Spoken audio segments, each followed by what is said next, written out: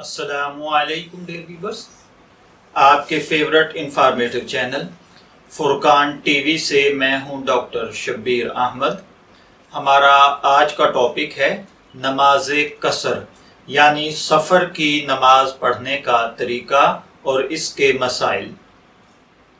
अगर कोई एक मंजिल या दो मंजिल का सफ़र करे तो इस सफ़र से शरीयत का कोई हुक्म नहीं बदलता और शरीयत के कायदे से उसे मुसाफिर नहीं कहते।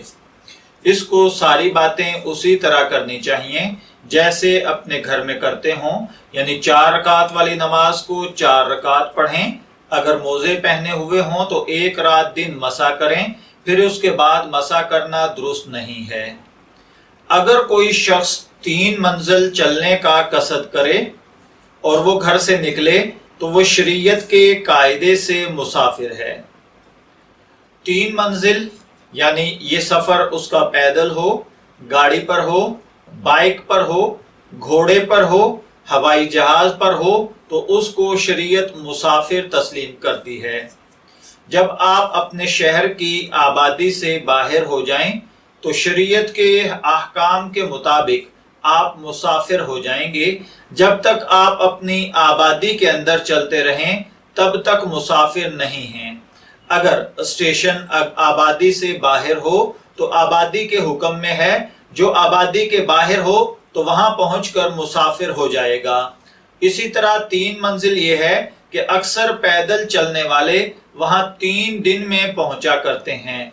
तखमीना इसका हमारे यहाँ दरिया और पहाड़ में सफर करना नहीं पड़ता, बल्कि इसको 48 मील अंग्रेजी कहा जाता है।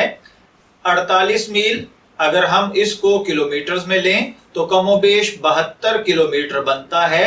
अगर कोई एक जगह इतनी दूर है कि ऊंट और आदमी की चाल के एतबार से तो 3 मंजिल है, लेकिन तेज गाड़ी सवारी आप उस पर सवार हैं और आप वहां पर आधे घंटे में पहुंच जाएं, या आप रेल पर सवार होकर 2-2.5 घंटे में पहुंच जाएं, तब भी वो शरीयत के एतबार से मुसाफिर है।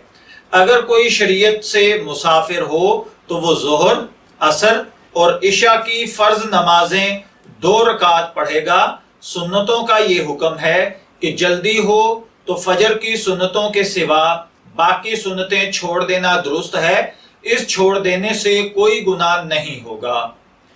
और इसी तरीके से अगर जल्दी ना हो, अपने साथियों से रह जाने का डर या खतरा ना हो तो सुन्नतें अगर पढ़ना चाहे तो सफर में पूरी सुन्नतें पढ़ेगा, इसमें कोई कमी बेशी नहीं होगी। इसी तरह फजर, मगरिब और वितर की नमाज में भी कोई कमी नहीं है, जैसे हमेशा पढ़ते हैं वैसे पढ़ें। और इसी तरीके से जोहर, असर, इशा की नमाज 2 रकातों से ज्यादा ना पढ़ें।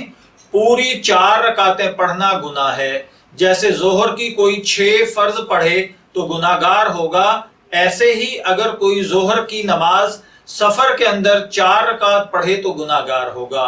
अगर भूले से 4 रकात पढ़ ली तो अगर दूसरी रकात पर बैठकर अत्तहियात पढ़ी है तब तो 2 रकात फर्ज की होंगी और 2 रकात नफल हो जाएंगी और फिर सजदा सहव करना पड़ेगा। और अगर 2 रकात पर ना बैठें तो 4 रकातें नफल हो गईं, फर्ज नमाज फिर दोबारा से पढ़ना होगी। इसी तरह अगर कोई कहीं रास्ते में ठहर जाए तो अगर 15 दिन से कम ठहरने की नीयत हो तो वो बराबर मुसाफिर रहेगा। 4 रकात वाली नमाज 2 रकात पढ़े, अगर 15 दिन या इससे ज्यादा ठहरने की नीयत कर ली है तो अब वो मुसाफिर नहीं।